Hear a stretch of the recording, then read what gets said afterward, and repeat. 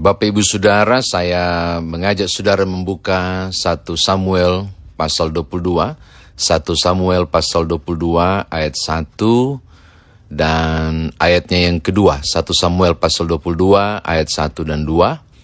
Sebelumnya mari kita berdoa. Bapa Surgawi, kami mau mendengarkan firman Tuhan ini. Layakkanlah kami menerimanya menjadi kekuatan, karena kuasa firman Tuhan menolong kami untuk menuntun, tapi juga membawa kami pada pengertian, sehingga hidup kami selalu berjalan dalam kebenaran itu. Terpujilah namamu demi Tuhan Yesus Juru Selamat, kami berdoa.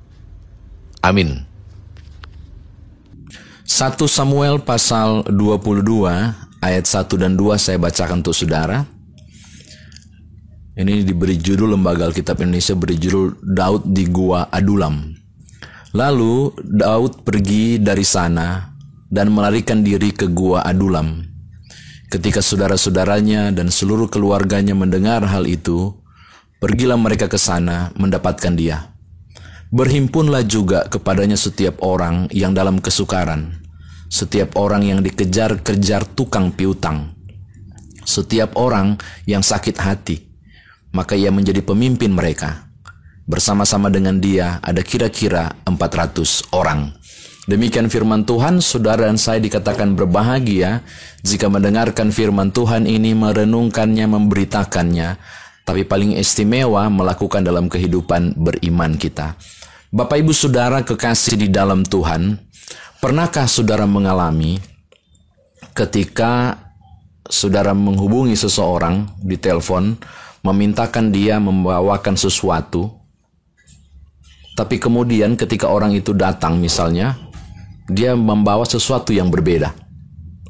Lalu kita mengatakan ada masalah di sekitar komunikasi, ada masalah di jaringan telepon barangkali, ada sesuatu yang tidak bisa kemudian dia tangkap dengan baik. Kita mengatakan ada yang gak beres. Bapak Ibu Saudara kekasih dalam Tuhan, lebih dalam misalnya begini saya mau ajak. Bagaimana dengan komunikasi saudara dengan Tuhan? Pernahkah saudara mengalami ketika saudara meminta sesuatu yang baik misalnya, sesuatu yang wah dan menghebohkan, mujizat misalnya, justru yang Tuhan kirim dan bawa adalah bencana atau musibah, bahkan kesusahan yang harus saudara dapatkan. Padahal kita tahu di Injil Matius, jika tidak ada seorang bapa di dunia yang akan memberi ular jika anaknya meminta ikan, atau batu jika anaknya meminta roti.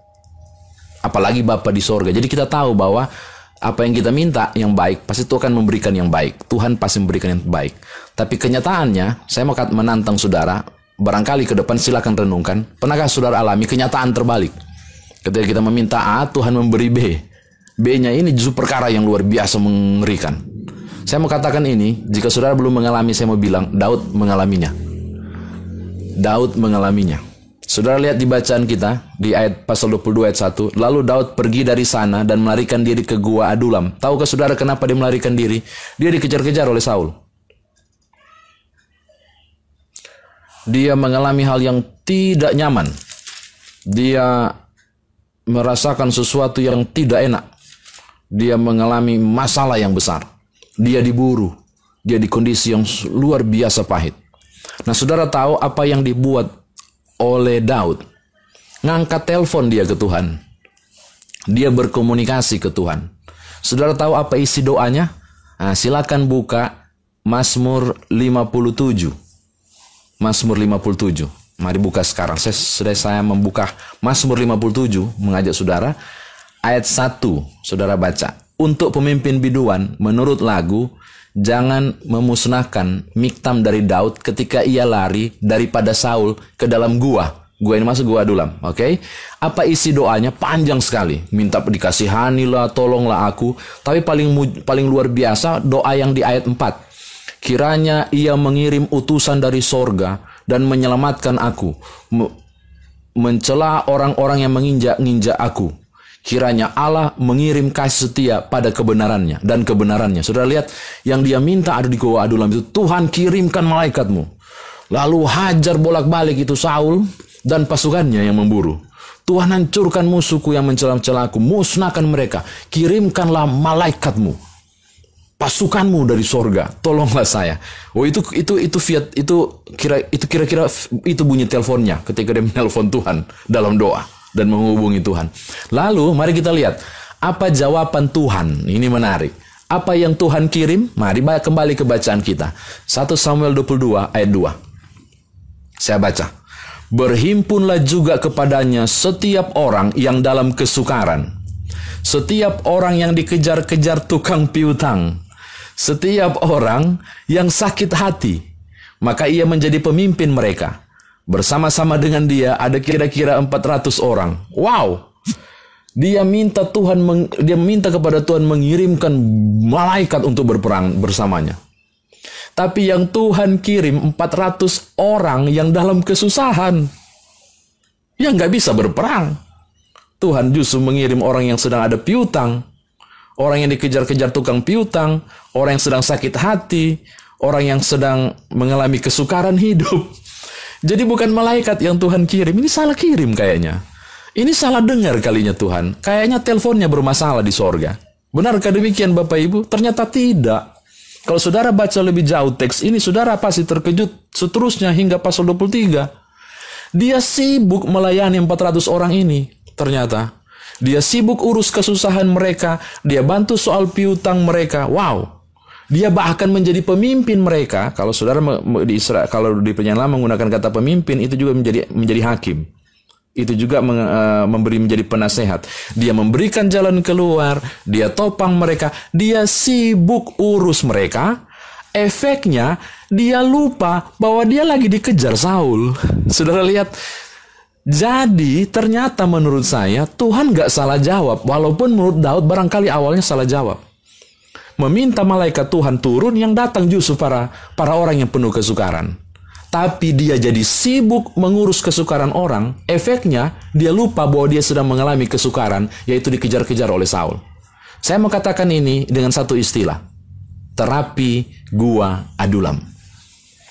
Tuhan sedang menerapi kesusahan hati Daud di gua adulam dengan mengirim orang yang lebih susah darinya. Tuhan sedang menerapi psikologinya. Tuhan sedang menerapi pengharapan imannya.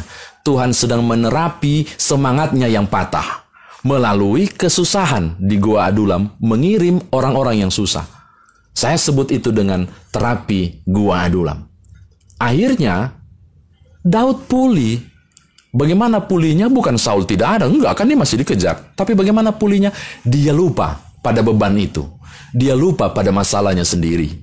Dan dia mengalami kekuatan baru untuk kemudian melanjutkan perjalanan. Bahkan menuju ke Nob, dia menuju ke Kehila, dia lakukan perjalanan. Dia lupa bahwa dia punya masalah. Justru ketika dia menolong masalah orang lain.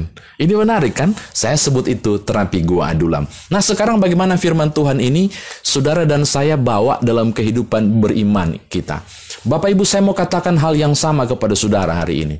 Siapapun engkau, tidak mesti karena COVID-19, nggak perlu. Tidak harus mesti itu. Masalah apapun yang sedang saudara alami. Di buntu jalan, ditertatinya saudara menjalani kehidupan.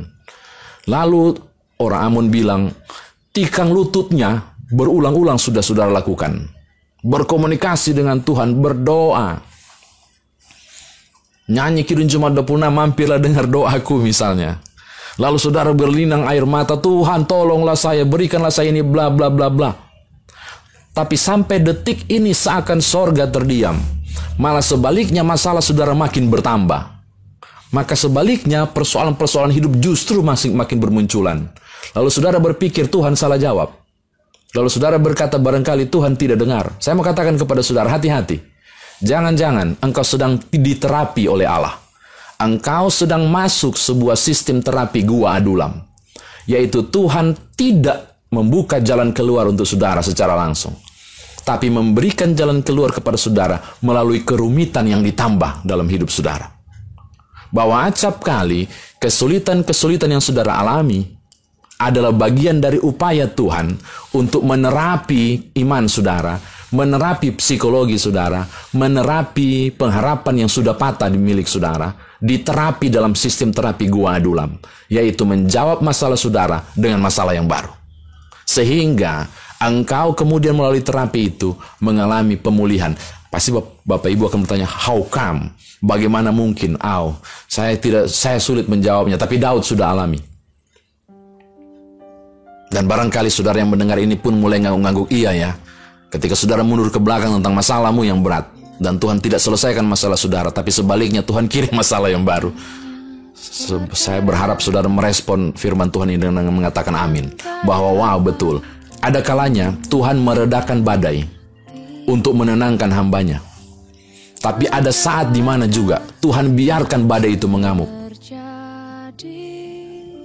dan membuat engkau semakin dekat kepada Allah.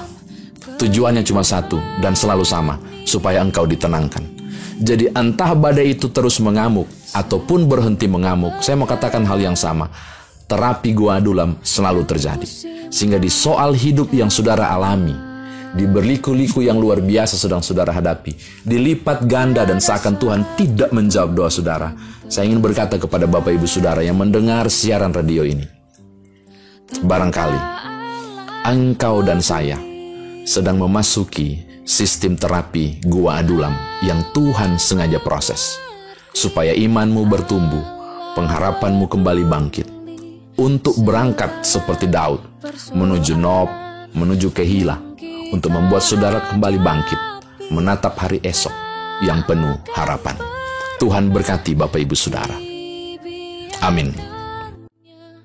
Ku bergumul sendiri sebab Allah mengerti.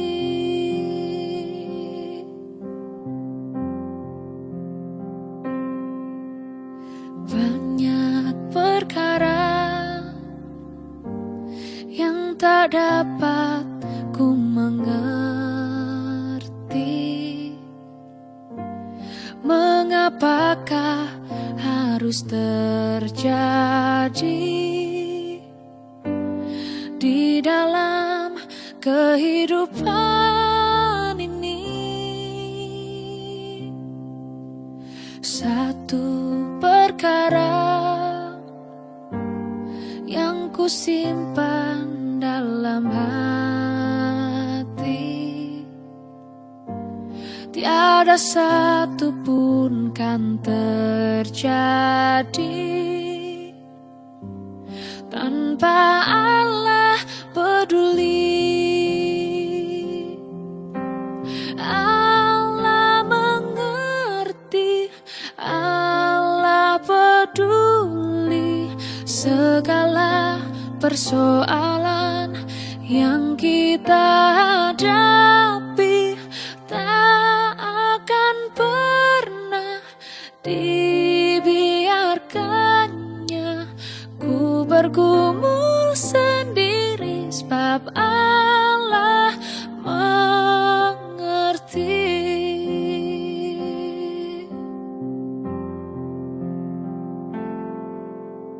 Allah mengerti, Allah peduli segala persoalan yang kita hadapi. Tak akan pernah dibiarkannya ku bergumul sendiri sebab